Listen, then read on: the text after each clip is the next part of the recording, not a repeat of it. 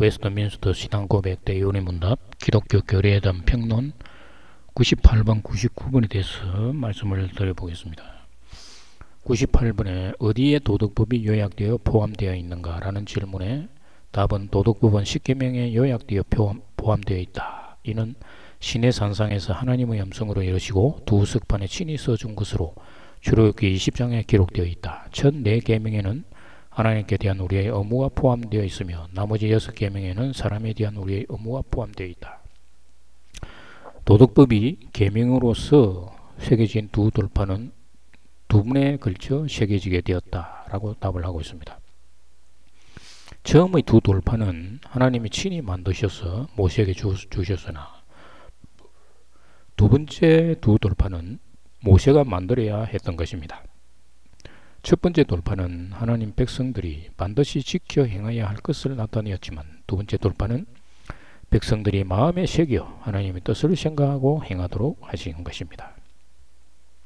첫 번째 돌파가 두 번째 돌파는 마치 첫사람 아담과 마지막 사람 아담과 같은 모양입니다. 첫사람 아담은 죄의 몸을 주고 두 번째 사람은 영의 몸을 주었습니다. 따라서 두 번째 돌파는 성도의 심령 속에 세워진 성전과도 같은 것입니다. 첫 번째 돌파는 깨어져 죽고 두 번째 두 돌파는 새로 새겨져 다시 태어나 언약 궤 안에, 즉 성도의 심중 안에, 성전 안에 들어있다는 것입니다.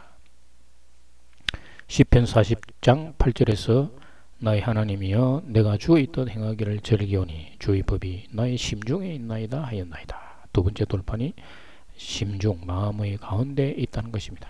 두 번째 돌파는 새로운 법으로서 그리스도의 법 안에 있는 자들입니다. 즉 성령의 법 안에 있는 자들이 되겠습니다. 고린도전서 9장 21절에서 율법 없는 자에게는 내가 하나님께는 율법 없는 자가 아니요 도리어 그리스도의 율법 안에 있는 자이나 율법 없는 자와 같이 된 것은 율법 없는 자들을 얻고자 함이라.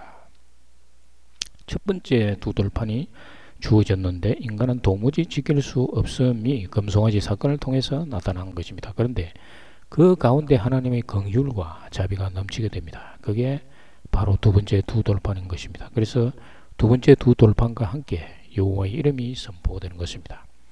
첫 번째 돌판은 첫사람 아담, 죄에 대한 것이라면 두 번째 돌판은 마지막 사람 아담, 은혜에 대한 것입니다.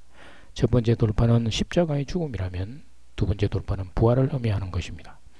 요한복음 1장 17절에서 율법은 모세로 말미암아 죽은 것이요 은혜와 진리는 예수 그리스도로 말미암아 온 것이라.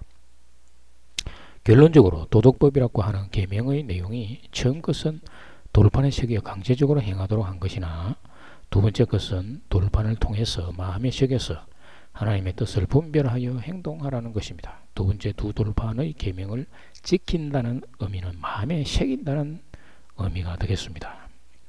99번에 10계명을 바로 이해하기 위해서는 어떠한 법칙을 준수해야 하는가? 여기에 대한 답은 10계명을 바로 이해하기 위해서는 다음의 법칙을 준수해야 된다. 첫째, 율법은 온전한 것으로 누구나 전인격적으로 그 의를 충분히 따르고 영원토록 온전히 순종하여 모든 의무를 철두철미하게 끝까지 완수하여야 하며 무슨 죄를 막론하고 극히 작은 죄라도 금한다. 둘째, 율법은 신령하여 말과 행실과 태도만이 아니라 이해와 의지와 감정과 기타 영혼의 전역에 미친다. 셋째, 여러가지 점에서 꼭 같은 것이 몇 계명 중에 명해졌거나 금지되기도 한다. 넷째, 해야 할 의무를 명한 곳에는 그와 반대되는 죄를 금한 것과 어떤 죄를 금한 곳에는 그와 반대되는 의무를 명한 것과 어떤 약속이 부과된 곳에는 그와 반대되는 경고가 포함되어 있고 또 어떤 경고가 부과된 곳에는 그와 반대되는 약속이 포함되어 있다. 다섯 번째, 하나님께서 금하신 것은 아무 때나 해서는 안 되며 그의 명하신 것은 언제나 우리의 의무이다. 특수한 의무는 언제나 행할 것만은 아니다. 여섯 번째, 한 가지 죄 또는 의무 밑에 같은 종류를 전부 금했거나 명령했는데 이들의 모든 원인, 방편, 기회와 모양과 이에 이르는 도전도 모두 포함되어 있다.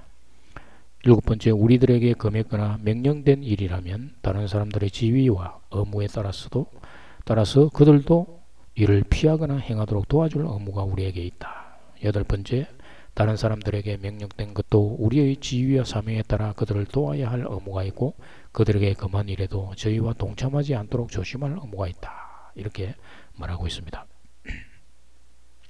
교리에 따르면 하나님이 정하신 규례를 철저히 지키지 않으면 하나님의 이름을 망령되어 일컫는 것이 된다고 하는 것입니다.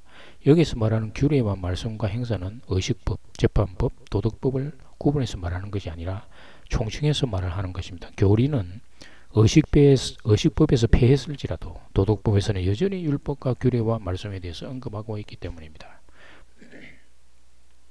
신도들은 예수님이 십자가에서 죽으심으로 율법을 완수했는데 다시 십계명의 모든 규정을 철저히 지켜야 하는가에 대한 의문을 가지고 있는 자들이 대부분입니다.